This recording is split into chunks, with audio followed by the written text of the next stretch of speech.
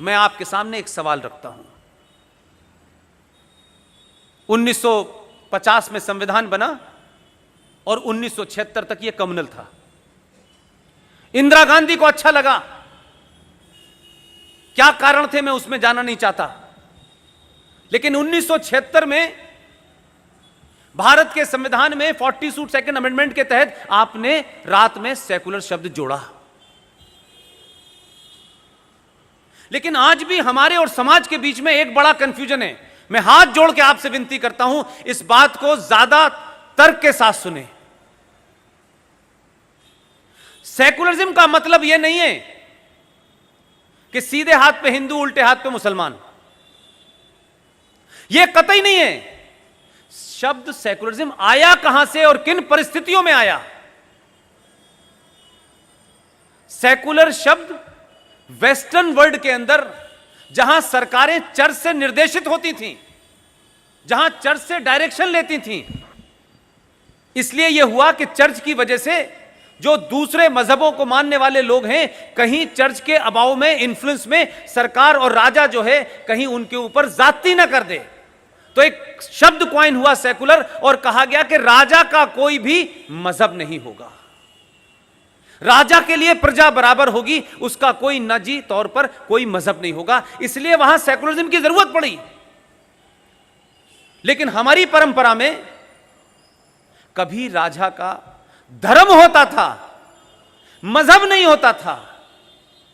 और धर्म का मतलब कोई पूजा पद्धति नहीं होती है, धर्म का मतलब होता है अपनी ड्यूटी, अपना दायित्व पूरा करना।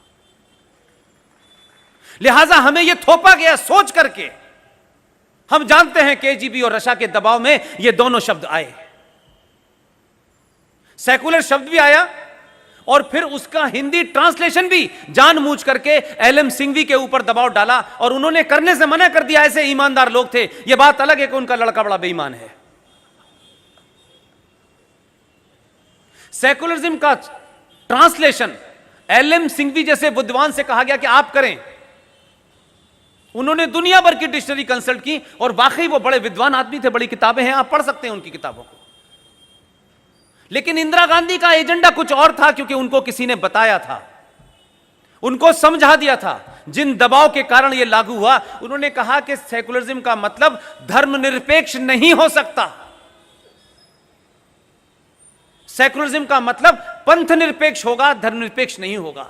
अगर धर्मनिरपेक्ष हो गया तो आहाकार मच जाएगा, अनार्की मच जाएगी, देश में कोई अपना ना दायित्व निभाएगा, ना कोई ड्यूटी निभाएगा, सब फ्री हो जाएंगे।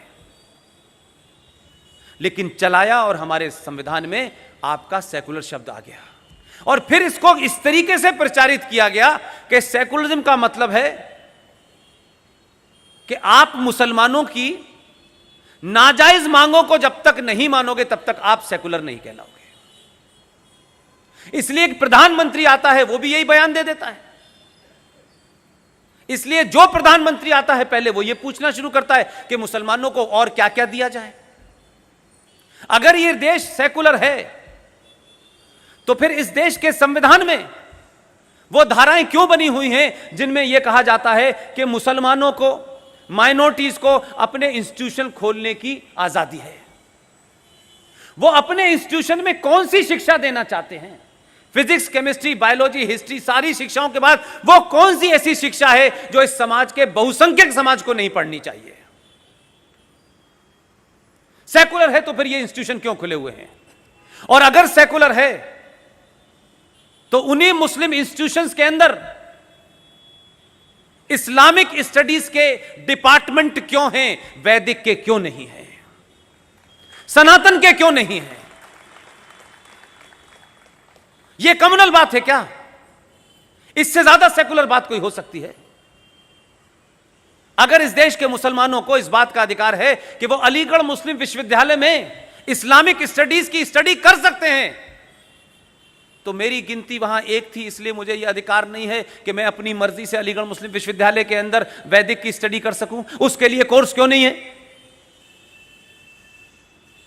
तो आपने तो संविधान को ही इस बुनियाद पर बना दिया है। यह माइनॉरिटी कमीशन क्यों है? यह माइनॉरिटी मिनिस्ट्री क्यों है अगर देश सेकुलर है तो? जब आप बराबरी की बात करते हैं तो यह कैसे हो सकता है कि आप 50,000 पारसी जिनकी गिनती ना के बराबर रह गई है, उनकी तो चर्चा नहीं होती। माइनॉरिटीज का मतलब यह नैरेटिव क्रिएट किया गया सिर्फ मुसलमान, और यही सक्सेसिव सरकारों से कहा गया कि आप जब भी कहलाएंगे सेकुलर जब तक आप मुसलमानों को साथ नहीं रखेंगे, और उनको लगा कि इनसे ज्यादा मूर्ख कौन लोग हो सकते हैं। लिहाजा 70 सालों में आपने भारत की धरती पे पाकिस्तान बनने के बावजूद भी भारत की धरती के ऊपर एक 2 नेशन थ्योरी के तहत जम्मू कश्मीर को बसा दिया।